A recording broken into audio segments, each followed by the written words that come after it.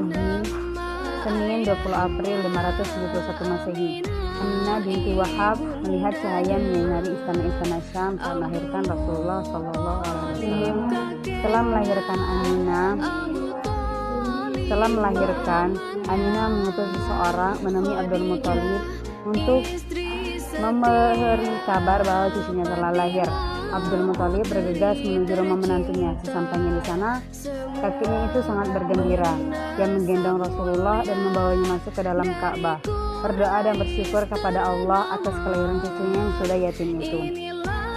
Sebagaimana tradisi yang ada, pada 7 hari kelahiran Rasulullah Shallallahu Alaihi Wasallam di Khitan, Abdul Muthalib pun mengundang orang-orang Quraisy dan menjamu mereka. Ketika para tamu mengetahui nama Muhammad yang diberikan kakeknya, salah seorang dari mereka bertanya, "Sungguh, nama ini terdengar aneh.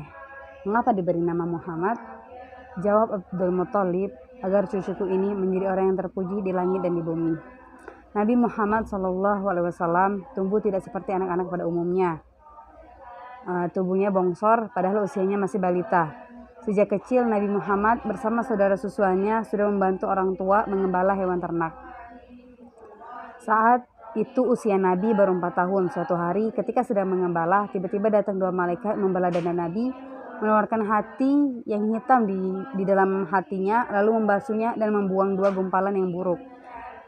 Kisah lain, suatu hari Rasulullah Shallallahu Alaihi Wasallam bersama teman-temannya, mereka mengumpulkan batu untuk sebuah permainan. Batu itu diangkut di bahu, mereka semua telanjang dan pakaiannya digunakan sebagai ganjalan. Tiba-tiba ada malaikat yang menampar Nabi dan menyuruh Nabi memakai bajunya. Sejak itu Rasulullah Shallallahu Alaihi Wasallam selalu menjaga dirinya agar tidak membuka aurat.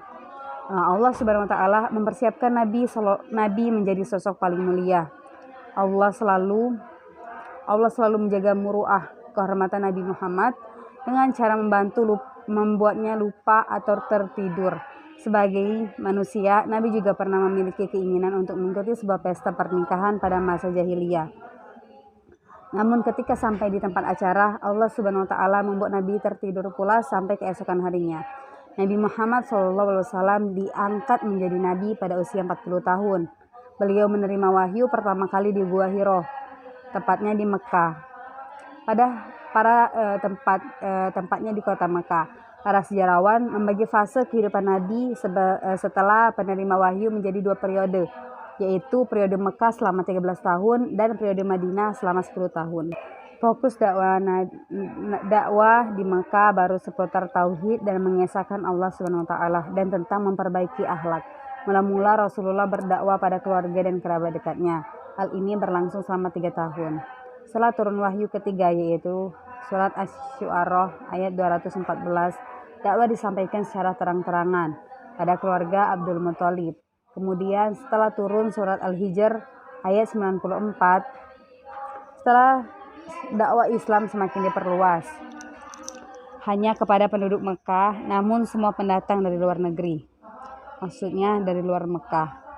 Dakwah secara terang-terangan yang terjadi sejak tahun keempat sampai 10 kenabian, tahun sejak awal mula mendapat wahyu, mendapat kencaman dari kafir Quraisy, umat Islam disiksa, Rasulullah dicela, diganggu, bahkan pernah terjadi pemboikotan secara menyeluruh.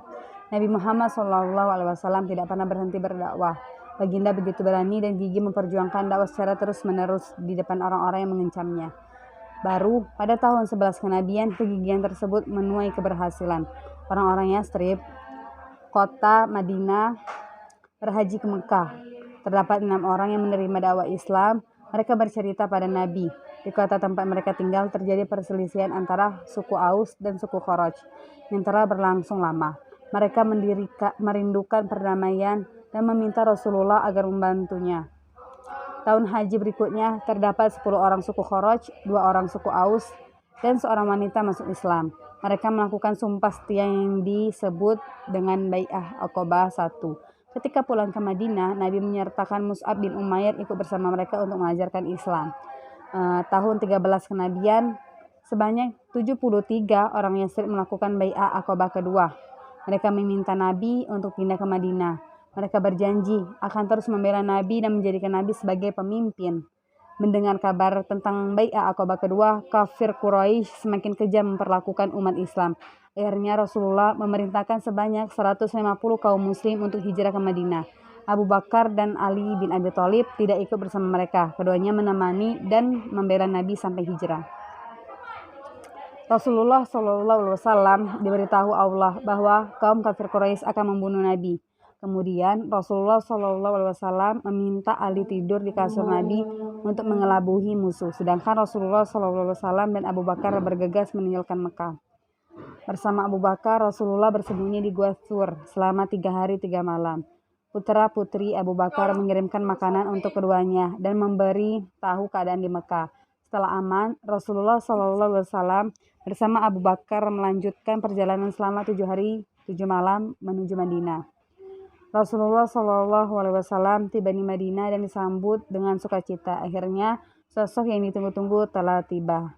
Sejak saat itulah Rasulullah SAW mulai membangun Islam bersama umat yang mencintainya. Rasulullah mempersaudarakan penduduk Mekah, yaitu Muhajirin, dan Madinah yang disebut dengan Ansor. Kemudian beliau membangun masjid yang tidak hanya berfungsi untuk ibadah, namun juga untuk mempersatukan umat Islam, bermusyawarah, memecahkan masalah. Masjid juga digunakan sebagai tempat belajar pada masa ini. Mulai turun ayat-ayat yang berbicara tentang syariah seperti sholat, puasa, zakat, haji, dan sebagainya. Umat Islam juga menjadikan perpindahan Nabi sebagai tahun pertama dari kalender Islam. Selain itu, Rasulullah SAW juga membentuk militer sebagai pertahanan. Rasulullah menetap di Madinah selama 10 tahun, beliau wafat pada tahun 11 Hijriah. Mungkin hanya ini sirah nabawi dari saya. Lebih dan kurangnya mohon maaf, kepada Allah mohon ampun.